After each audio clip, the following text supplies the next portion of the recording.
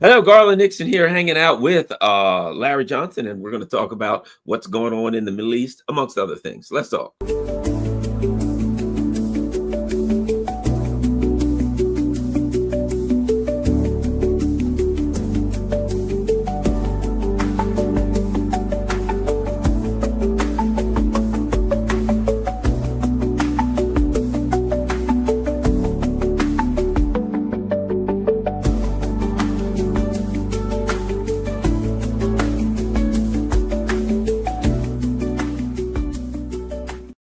Hello, Garland Nixon here, hanging out with Larry Johnson. And Larry Johnson has a great website. It's sonar21.com, sonar21.com. You'll hear a lot of us who are online talking about that website. We all go there, we all read the stuff, and it helps us to understand what's going on. Larry, welcome back. Oh, good to be with you, brother. Awesome. Let me start with this. I've heard something often, discussed here recently. So about a year ago, I did an article, and the name of it was The Samsonite Option, Neocons Prepare to Flee Ukraine, right? And that was, and what I was talking about at that time was, people were like, how's it going to end? And I said, same way it always ends. Same way it ended in Vietnam, same way it ended up Afghanistan. They wake up on a given Tuesday and say, we're getting the hell out of here. But here's what's interesting, Larry. You have applied that Samsonite term option in a little bit of a different manner to the Iran conflict that I thought was very, very interesting and appropriate. I'll bring up, again, everybody, go to sonar21.com. I go there every day. You got to find the news stories. You had an interesting take on the Samsonite option, which I thought was even better. Actually, considering it was Israel, it was even more appropriate than I had originally intended it. Larry. Yeah, well, I'd love to. Uh-oh. Darn it, Larry's frozen up. Destroy themselves with a nuke. If the country's facing extension, they're going to pull the house down on top of themselves, so to speak. But this fellow was cleverly, as you did with your use a year ago, said the Samsonite option is getting as many Israelis to pack their bags and flee Israel, get out of there. And many are. In fact, what has not been widely reported at all, but definitely happened, is Israel prevented a number of its citizens from leaving the country. Sort of like Chevy Chase in Christmas Vacation. When everybody's packing up, trying to get out of the house after the Christmas has turned to be a disaster, and he's like, oh no, nobody's going anywhere. Well, that was Netanyahu with the other Israelis. Put those Samsonite bags back. You're not leaving. But the Israelis discovered that they're not invulnerable. They're not invincible. They are vulnerable and quite vincible. Well, I thought it was interesting because there are a couple of things here. The first being the reality about Israel, and that is I guess I could call it a carpetbagger nation. The truth is, you got a bunch of people from Brooklyn and New Jersey and various places who are now, Western Europe, or now in the Middle East, and decided that that's their land, which upsets a lot of people. But if you want Israel to be there, you got to convince these people to stay. And when you turn Israel into what it is, to me, when I look at Israel, look at it the last 20 some months, it's nothing but a war machine. Yeah. It is constantly at war. It's furious. It's throwing missiles. It's bombing. It is, to me, that's not a country anymore. If it ever was, it's nothing but a war machine. Who the hell wants to live in a war machine? Yeah. Well, and look at the real irony is Israel's constantly talking about, Iranian assassination teams. Now we're being told that there are these Iranian sleeper cells now in the United States just waiting to rise up and start killing people, going to kill President Trump, going to kill Bibi Netanyahu. Yet the only, when it comes to who's killing who, the United States has killed far more Iranian leaders than Iran had, because Iran hasn't killed any of ours. We've assassinated Soleimani. We facilitated the assassination of literally dozens of Iranian generals, as well as scientists. And Israel doing the same. Again, the West is projecting onto Iran the very thing that the West is doing. The West is involved with assassinations. Iran, despite the Islamic Revolution as it's described in the West, they have not attacked and invaded another country in the last 46 years. We, however, armed and equipped the Iraqis under Saddam Hussein to carry out an attack on Iran, and that war cost Iranian lives upwards of 500,000 dead, as many. So again, there's, let's deal with reality and not all of this mythology. The mythology portrays Iran as this bad actor, when the reality is we, the United States, we're the bad actor in this, as is Israel. Israel's the worst of all. The amount of damage that they've done in Lebanon, Syria, Gaza, the West Bank. And just last week, they attacked a Christian community. Let me emphasize that. These were not Muslims. These were Christians. And the Jewish settlers attacked and destroyed their homes. It just, they're monsters. The Zionists are monsters, in my view. Yeah. And, as we speak, Israel's always saying that all these crazy people around us, they want to attack us. Israel's bombing Lebanon. Israel's bombing Syria. Israel has just been bombing the Houthis in Yemen. So, as you said, they're like saying, they're projecting on everybody. Israel's right now bombing at all times, minimum of 4 countries in the region. Minimum. Four countries in the region at all times. And now I don't, to be quite frank, Larry, I can't see how Israel ever comes down off of this. I don't see how they ever turn this off and come down and try to pretend like they're a regular country anymore. They've got, if there's such a thing as karma, they're building up a bad karma bill. When that thing comes due, boy, I don't think they'll have enough shekels in the Israeli treasury to pay for it. It is. I think you're right. They have, they're addicted to war. That's it. Yeah. Let me ask you this, because this is what I don't understand. Okay. I understand that everybody says Israel's rearming so they can go after Iran again. They're going to attack Iran again. They're rearming. It makes sense to me. Okay, it all makes sense. But here's what doesn't make sense. 12 days turned Israel into, just obliterated the foundation of them as a country, their technology, their military bases, their military industrial complex, their refineries. I could go on and on and on. You came up with that map. It was devastating to Israel because while they would like bomb Israel, more like they'll bomb a market or something or an open area to kill a bunch of civilians, Iran took them apart. They meticulously chose the targets that were the most valuable to maintain Israel as a nation state. In 12 days, Israel couldn't take it anymore. While Israel may want to open up on Iran again, number one, if they do, they won't have the element of surprise this time. Right. Number two, I guarantee you Iran is working to fix its holes in its air defense system. They're going to have a pricklier, a harder Iran, a tougher nut to crack. And number two, they better not do it more than 12 days or they'll be in the stone. They always talk about bombing people to the Stone Ages.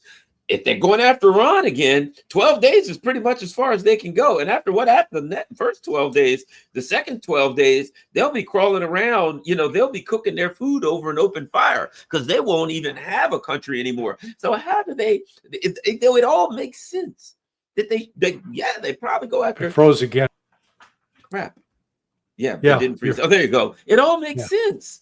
Yeah. But if they go after Iran again, there ain't going to be nothing left in Israel. Yeah, it is.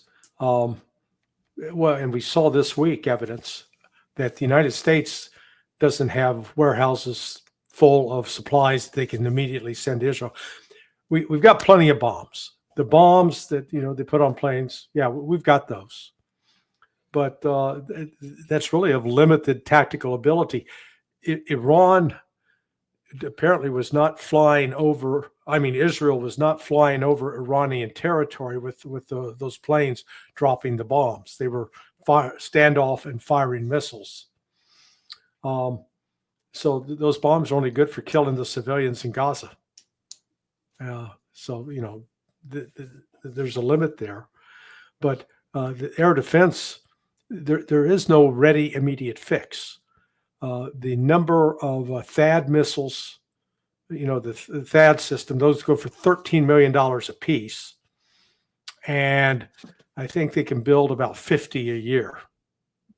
I mean, it's a very, very, very small number. The same with the Patriot missiles. Those come in at there are 3 different variants, but it takes Lockheed Martin reportedly only does 550 a year. So rapidly depleted, and this is why the United States pulled back what it was sending to Ukraine, because we don't have enough. And if Israel needs more, we want to be in a position we can send it to Israel. So I think what happened in those 12 days was the destruction of the mythologies surrounding both the Israeli military and the U.S. military. It was a discovery that Israel certainly is not invincible. Its vaunted air defense system turned out to be a joke. It was shredded. And the United States doesn't have unlimited power. You look at all of the effort and energy that went into mounting that one attack on the 3 sites, dropping the bombs. We put 6 B-2 bombers over Fort Isle, and despite Trump's claim that it was obliterated, it wasn't. And when he'll have to do another reverse, just like he did, when he said, "Hey, I'm going to end that Ukraine war in 24 hours," and then he says, "I was just kidding." Sarcasm. Yeah, and I heard there's been a discussion about sending some B-2 bombers, 2 B-2 bombers to Israel, right? In reality, what the hell good is 2 B-2? But I mean, even if they're like, yes, we'll send them to them. What the hell good is 2 B-2 bombers going to do to Israel? I can't think of any. They're like, yes, we'll send them to Israel and we'll give them bunker buster bombs. It's called the bunker buster bill. It's just another way to buy a couple of $500 million bombers and then say we got to build 2 more because we've given 2 more away. There's limited places they can take off from. And what is Israel going to use them for? To bomb to bomb the Palestinians? Because that's pretty much the bomb Lebanon for the most part. So the idea, it's almost like, to me, like a religious exercise. Here's a bill to give them the best, most powerful bombers we have. And as a member of Congress, that'll show how much I love Israel. Just by submitting that bill, that demonstrates how dedicated I am to Israel. And I think more and more people, both in the MAGA family and other places, are getting a little bit sick of all of this Israel worship bull crap. Well, it is prevalent up on Capitol Hill. In fact, just before coming on your show, I was having a conversation with a friend. He's a board member of a widely known organization in the United States. And he just had a conversation with a senator from the Midwest and a representative from the Midwest. They're both from the same state. And they were telling my friend that quote, the head of Iran's drone program is in the United States and we don't know where he is. They're going to strike at any minute. Now, that falls into batshit crazy territory. You're going to take the guy that's actually in charge of Iran's drone program and put him in the United States to get killed, captured. What? How does that work? But the lies are told repetitively. The bill, the B-2 bill, apparently it's passed the Congress. Oh, of course it will. Absolutely, no question. Of course, I figured out why they call it the B-2 bomber, because it costs $2 billion. Yeah, right. That's why those are the 2 Bs. But using those bunker buster bombs, they had to go do a lot of gymnastics on the U.S. side, because normally that plane, the B-2, can only take off. It has a 40,000 pound lift capacity if it's fully fueled. However, and those bunker busters weigh 30,000 pounds each. So if you put 2 on a plane can't take off unless you drain the fuel tanks down so that there's just enough fuel to get them up into the air and fly for 10 minutes where they can get refueled. Highly risky operation. And that's how they got 2 bombs on each of those wings, and they flew over. There were other F-35s, F-22s that were involved with the attack as well, suppressing Iranian air defense. Now, the belief on the U.S. side in the intelligence community is that Iran has a very weak capability, but if they come in and get fortified by Russia, then we got a problem. So they're hoping that Russia stays out, but so far we've not seen any evidence that Russia's flowing in air defense systems. But I think it is possible because China has some air defense systems. And this is what I've said, Larry. If you're China, you want to get your air defense systems in there strategically for this reason. Number one, you want to see how they match up against Western stuff. Yes. Number two, for that lack of a better way to put it, you want some confirmed kills. And the S-400 had a great reputation, but then when it went into an actual theater of action and people saw that it worked, they're like, hey, that thing really does work. Well, all these things that Russia had were all theoretical. When they got into a theater of action, people were like, oh boy, that stuff works pretty good, right? You could tell about the Rushnik, but until somebody sees it out there flying around, it's only theoretical. And kind of the Schrodinger's cat of missiles, shall we say, until it's used. But here's my point. If Iran gets them in there, Israel gets some of their, China gets some of their air systems in Iran. If the Americans, the Western equipment attacks it, number one, they get to see how it works. Number two, they get to kind of have a demonstration. So let's say it shoots down a bunch of Western missiles and stuff like that. They can kind of send a message to the U.S., hey, don't attack me, because our stuff's pretty good. And they can send a message to the world, hey, S-400s are great, but our stuff's good too. Look what we got. I think Iran will probably, keep saying that. I think China will probably really want to get their stuff into Iran and get it set up so that they can brag on how good their stuff is. That seems like strategically for China, that would make sense to me, particularly since also Russia is in what they consider an existential war. They do kind of have to husband their resources somewhat for the things that's going on. So it makes sense to me. If I'm China, I'm hearing rumors about J-10 China planes coming in there, but you also have to understand that it takes a while. You got to train pilots. You got to have all of the necessary systems on the ground for them. It's going to take a year or two if you get a bunch of planes from another country to come in and integrate them into your Air Force. It's going to take a couple years. Yeah. No, not absolutely. Like buying a car and you can drive it in 5 minutes. Yeah. You're not driving off the lot. We saw the problem with giving the Ukrainians F-16s. And, even after 18 months, they've only got a few qualified pilots, and those are being killed. I think every time they go up, one gets killed. So, you rapidly run out. But we saw North Korea both having some of its equipment tested on the battlefield in Ukraine, as well as some of its soldiers, getting them actual combat experience. So, this is there's nothing like doing it for real when you're looking to train up and get qualified.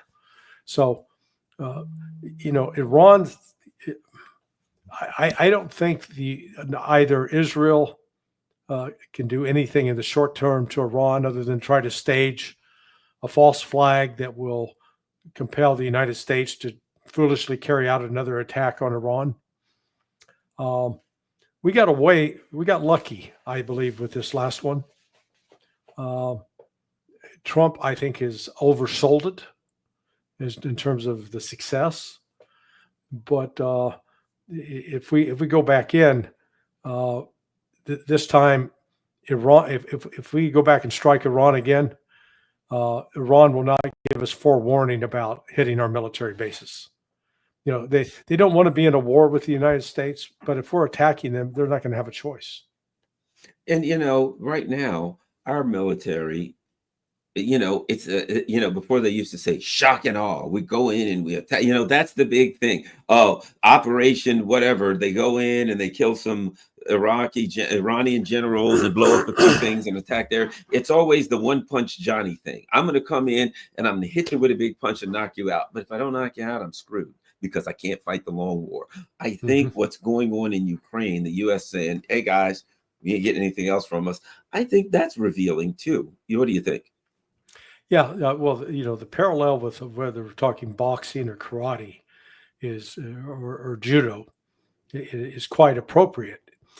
People who have never been in that kind of fight don't understand what happens to your body after 2 minutes of that kind of intense activity, and that you get drained of oxygen and the muscles stop. You have to train to be able to fight 15 rounds, for example. Well, war is the same. It requires, that's where we're talking strategic depth. The assumption on the part of Israel and the United States was that Iran had no strategic depth, that Iran was superficial, that it was like an eggshell. You could crack it, it'd come apart. And then we launched, the attacks were launched. Trump, I guarantee you, Trump was promised that the decapitation would work and that the Iranian regime would collapse, which is one reason he was early on saying, I knew everything. I knew all about it. I knew the precise time. He was Mr. Know-it-all. And then after Iran started retaliating and the regime had not collapsed and they started fighting back in earnest, within 36 hours, Trump changed his tune completely to Sergeant Schultz of Hogan's Heroes. I know nothing. I saw nothing. I heard nothing. I wasn't told anything. He went from, this is mine. And then it turns out that, he's like someone trying to claim to be the parent of some kid that's not his own. And then he finds out that the kid is guilty of murdering a whole family. He, said, get that kid away from me. That's sort of what he did.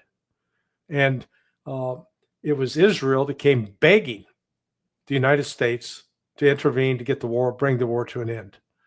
And, they created the B-2 bomber narrative. You got to drop the B-2s. They devastated, obliterated, absolutely destroyed Iran. And Iran just, curled up in a fetal position on the floor, said, stop, we give up. Except they attacked Al-Udeid and then said, okay, we're done. It was just, I think they literally didn't want to run the risk of pushing Israel to a point of an existential crisis for fear that at that point they would use a nuke. And that, now that perhaps some sanity would prevail. And I also think, and I've said this, they were in a good position to take a win. You know what I mean? Yeah. If I was in Iran and I'm like, okay, and somebody said, what do you think we should do? I'd look and I'd say, well, we've landed a lot of devastating blows on Israel. We have demonstrated to the world that we have a capable defensive force, a military force, right? We've demonstrated. It's one thing to have those missiles. It's another thing to show that they'll work. So I'd say if they said, what do you think we should do? I guess Ayatollah Garland, whatever. I'd say, guys, we demonstrate our missiles.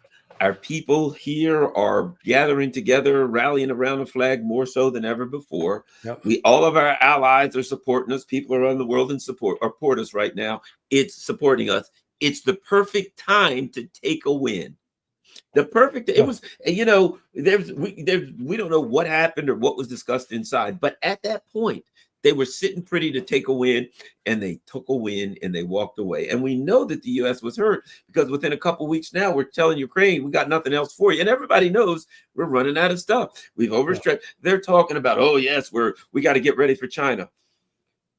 The U.S. will be many years. I bet you we will be years before we're stocked back up to even a reasonable amount. I bet they're running on absolute empty. Look what Biden's been throwing everything we have to Ukraine. And now Israel's been bombing tent cities and hospitals for the last 2 years, almost 2.5 years, with all of our stuff. The covers, you know, and I know, I will guarantee you right now that the Pentagon is saying, we better hope and pray that we don't get involved in a war, because we ain't got nothing to defend ourselves with. Yeah. Anybody who's a J4, who's in charge of logistics and supply, they understand that message. I think we can't overemphasize the diplomatic advances or goodwill that Israel purchased itself, the Israel lost, and that Iran purchased for itself, because by getting hit first, and then not going out and inflicting mass civilian casualties. They were very careful, and it was also a combination that the Israelis had bomb shelters to hide in. So, any missiles that did hit an apartment complex, the people were already out in a bomb shelter. That was very important. But Iran also got an advantage now. They don't have to worry about the IAEA anymore. The I don't think it is a coincidence that the intelligence community started issuing a judgment. I believe it was 2003 was the first one, where they said that we're confident that Iran is not building a nuke, in part because the Ayatollah issued a fatwa to that extent. But you had IAEA, that was the first year that IAEA inspectors started going into Iranian nuclear facilities and started doing the inspections. And we now know, thanks to Max Blumenthal and Aaron Mate, they just published a piece in the Gray Zone that, in fact, IAEA had been penetrated by outside intelligence organizations like Mossad, like the Brits, and I guarantee you the U.S. CIA was also involved. And they were able, there was certain information that IAEA would not provide or make public, but that information was being taken by these intelligence organizations, which included the names and addresses of those scientists that were killed. I believe that's exactly how Israel was able to target them. So now Iran's got one less counterintelligence problem. It doesn't have to worry about the IAEA anymore, at least for now. And the United States and Israel furious about that. You've got to bring it back. Hey, guys, it's your damn fault they're not there anymore. Because here's Iran's perspective is, we signed the NPT. We allowed these official inspections to take place. We allowed cameras inside our facilities. And we get attacked by one country that's not a signatory and one country that is. And you don't say a damn word of criticism against them? Sorry. We're not going to have anything to do with you. You're just you're a politicized organization. Here's the other part, too. The U.S. played their hand, and here's what I mean. They said to Iran, you better do what we say or we're going to attack you. And Iran said, we ain't doing it. They called their bluff. We ain't doing it. Yeah. Okay, well, we'll get our guard dog, Israel. Get him. So Israel punches them, and they punch they kick the dog crowd over the fence, right? I don't get scared of this little mutt. Whap! They kick the mutt. Yeah. Dog goes over. Off it runs back to its master, right? So now Trump is like, well, they've got to come back. What are you going to do now?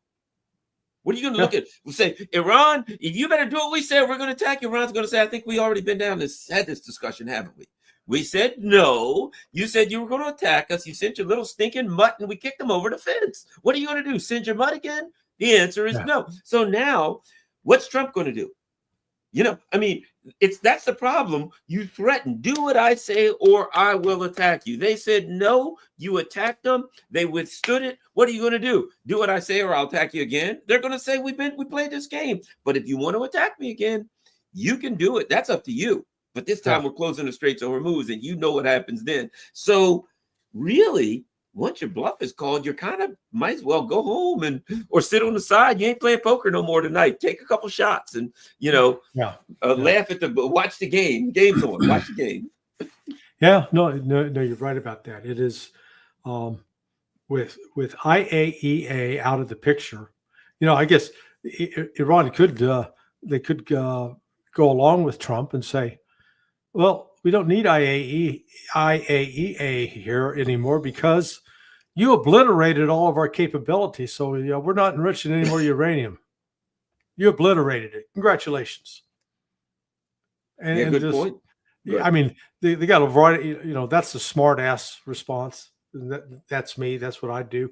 But I think that they're going to rapidly rebuild their ability to enrich uranium. And continue to use it for peaceful purposes. Now, and the higher levels are needed for medical isotopes, at least at 20%. But there are those in Iran who are clamoring to build a nuke. They say, because if we got a nuke, we'll be safe, just like North Korea is. I think both China and Russia will continue to discourage that, and I think the Ayatollah will probably keep the fatwa in place. The good news for him is the regime has more support now than it ever did before. So exactly. Well, Larry, I keep bringing this up. China's been around for 3, 4, 5,000 years. Iran for 2,000 years. Russia 1,000 years. And you know what? I've been to like the Russian embassy for some of the events, and I can see it. I was at this event, right? And there was all these Russian kids. They were like, 10, 12 years old, but they were dressed in, that thing they do where they cross their arms and they go down and up and kick, and then they have their little swords and they do that dance. So the kids are doing this dance, and every single person in the crowd knew the words to whatever song it was, all of the Russian people, and they had a certain clap that was the beat was along with what they were doing, and they're dancing and they're spinning and they're doing all of this stuff. And I could see, man, these people, they're proud of their culture. They love their culture. People have been doing that for like hundreds, if not, hundreds and hundreds of years. People doing this little dance. And I'm like, you think you're going to go in and you're going to separate these people? The only thing that's going to happen when you have these cultures like that, when you attack Russia, the Russian people who have this history and culture, they're going to come together. When you attack these kinds of countries, they're like, oh, they're attacking our culture. We've been around 1,000, 2,000 years. We've got to protect it. These neocons don't seem to get the importance of and you've been to Russia, the depth of this culture and this love they have for their land and their history. They don't get that. But plus, I saw Trump was bragging about the White House. And, oh, man, what an amazing place it is.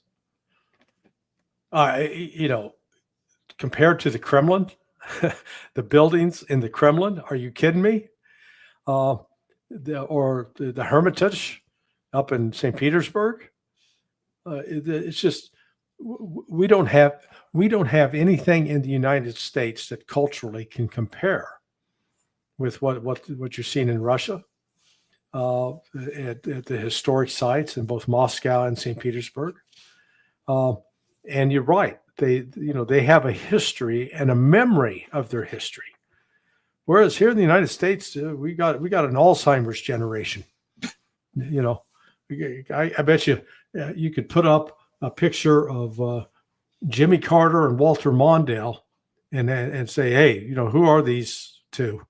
And today, I guarantee you probably 80% of Americans would not be able to say, oh, that was the president and vice president back in 1977.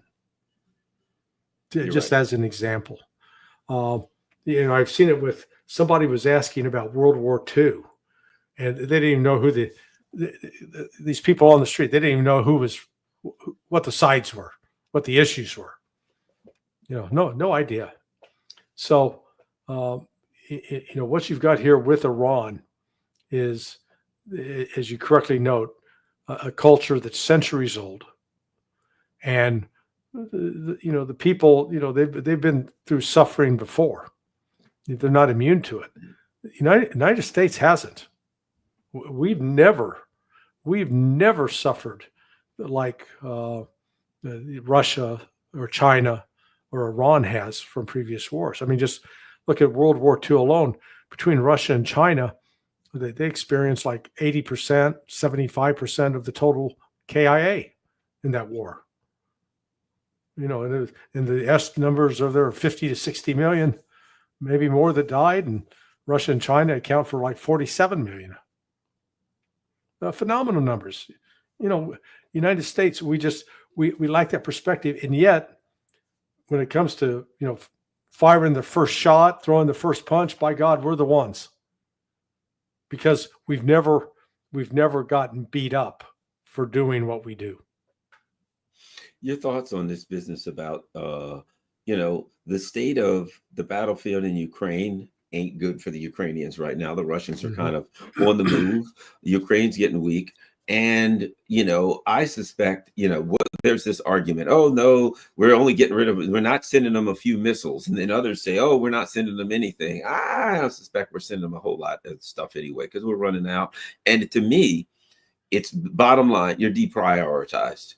Israel, everything goes to Israel. You're deprioritized. And I also think they're looking at it saying, you know what, this one's lost. And I've said it all along that that's what they do eventually. You know what?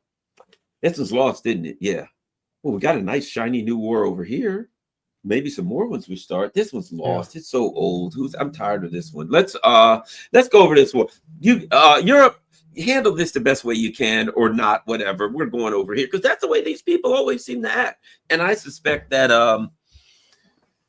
Ukraine's things ain't gonna work out well for Ukraine. They're left in the dark, and the Russians will not be merciful on the Ukrainian front lines. Yeah, well, what we're seeing right now, we heard from Putin on Tuesday. It was either Monday or Tuesday. He was in Minsk in Belarus, and they had a press conference, and he said, "Hey, next year we're going to start reducing our defense spending." Now, that tells you a couple of things. That's telling you, number one, he fully expects this war with Ukraine to be ramping down by the end of the year. And it probably means he's got some assurance or confidence that Trump is going to pull the plug.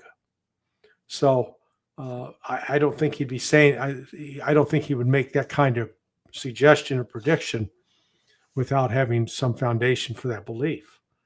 And we've seen that the pace of Russian military operations, the operations tempo, has continued to accelerate, and the Ukrainians are, falling back. And it's not so much the amount of territory that's being captured, but there is territory being captured, but the casualties that are being inflicted on Ukraine, both in terms of personnel and equipment, it's unsustainable losses. So that's all going to come home to roost here at one point. What do you think about the Europeans? They've been awful mouthy for a while, and they're going to stand up and help Ukraine. They're going to take over, but they got no money, no weapons. They can't produce weapons. They're like, we're going to start by buying weapons from the United States. Well, the United States already said they ain't got weapons to give away or sell, so they can't sell you none. They can't give away none.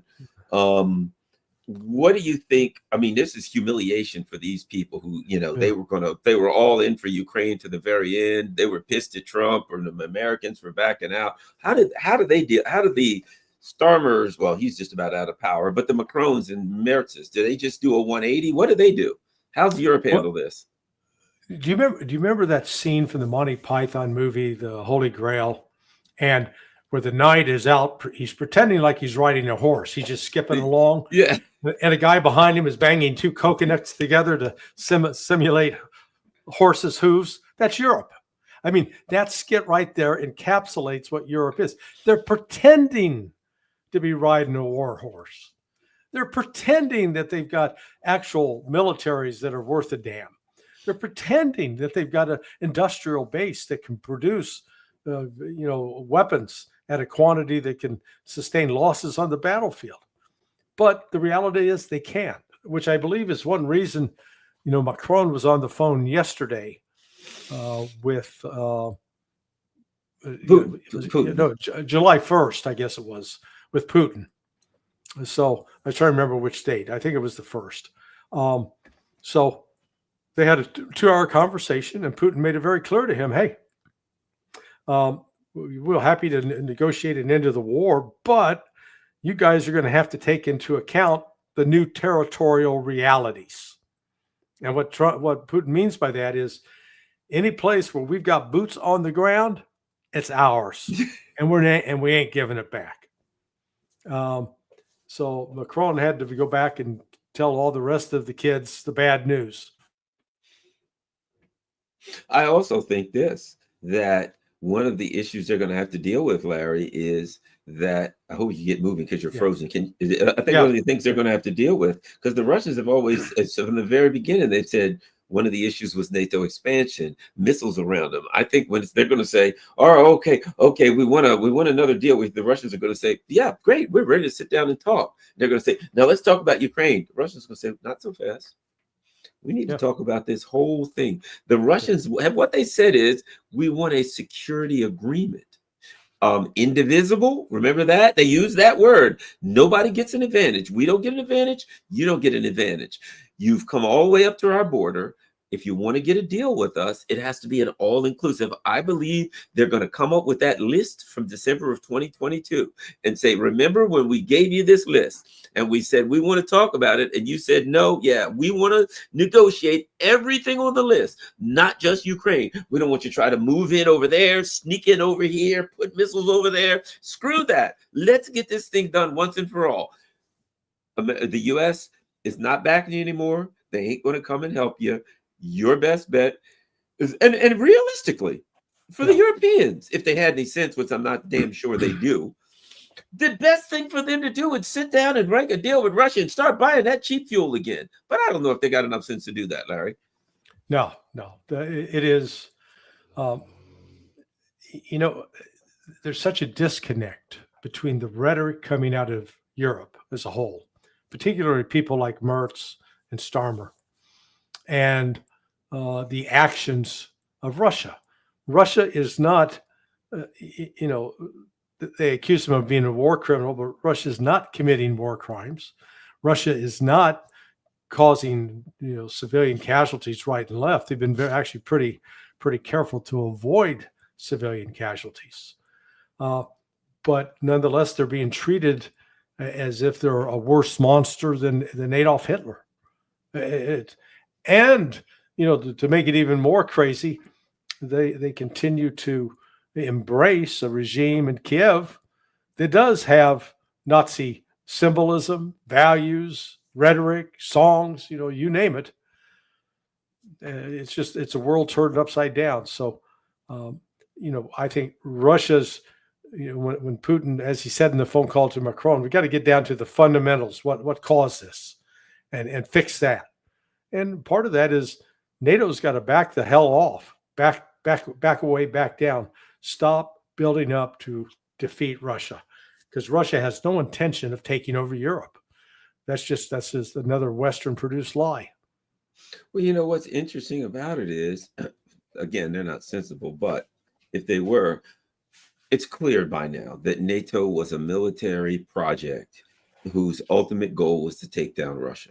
That was it. Then they're going to split it up. Everybody gets their fair share, and you get some oil, you get this area, you get that area, there's gas over here, whatever. Everybody, there's mines here, there's coastline there. Oh, the Arctic, you get some of that. Everybody's going to come in, and they're going to divvy up Russia. Okay. It's clear that NATO has failed, that game is over. There's just no universe in which that happens for NATO. So at this point, the purpose of NATO, to me, NATO's kind of dead. It's weekend at Bernie's going on here. They're convincing themselves that they're still alive. They think they're still alive. Right. But in that, its real goal was to take Russia. And once and for all, they said, this is our chance. We're going to do it. And it flopped. What next? At this point, you're generations, literally generations behind Russia in missiles, in air defense. It just ain't happening. Well, but that's why the color revolution efforts continue.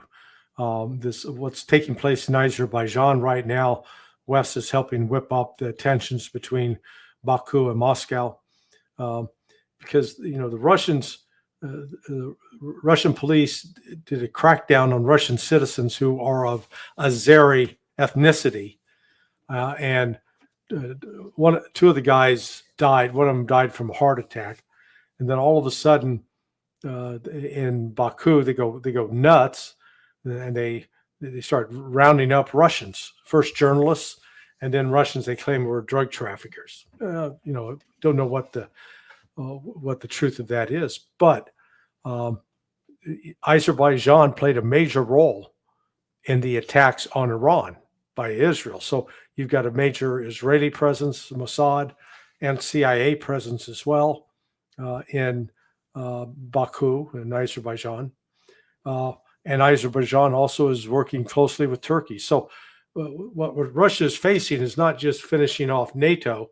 They're going to continue to be these attacks on the flanks, which goes to one of the reasons it's seeking that alliance with Iran to have another strong ally down south. And that's why the West wants to destroy Iran so that they can then bring Iran with Azerbaijan and push up against let's call it the soft underbelly of Russia. Yeah, here's something interesting where we weren't sure. Let me show everybody. This is RT. U.S. halts all military shipments. The U.S. has suspended all military equipment and ammunition deliveries to Ukraine, including shells and spare parts. The Economist has reported. They're saying that the initial report said they'd stop Patriot missiles and stuff like that. According to Economist, the suspension of all military aid was actually total. Ukrainian officials say that, in fact, all shipments of American weapons, including shells and spare parts, have been halted. Adding that the U.S. officials have denied that. So we don't know. It's interesting that there's this argument. I imagine some of it's propaganda one way or the other.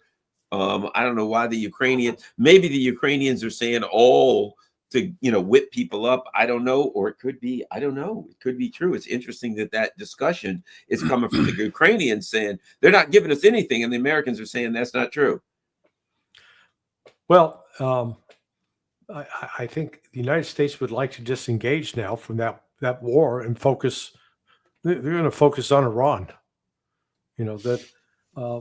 They realize. I think that again, if I'm Russia, I wouldn't trust the United States at all.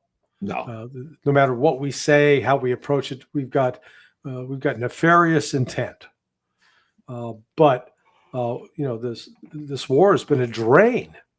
An absolute drain on U.S. military capabilities. So we've exhausted our supply of 155 millimeter shells, exhausted our resources of Patriots. Now with THAADs, we've exhausted our supplies there as well.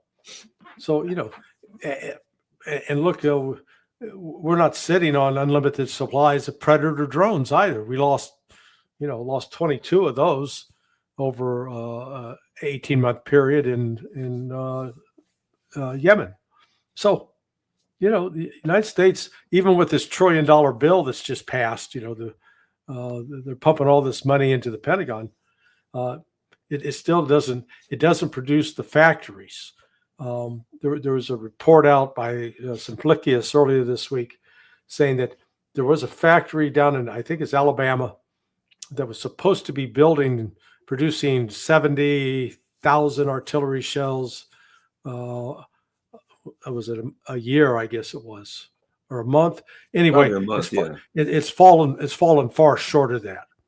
It's just down to only around 40,000. So I guess that's 40,000 a year right now, which is, they can't keep pace.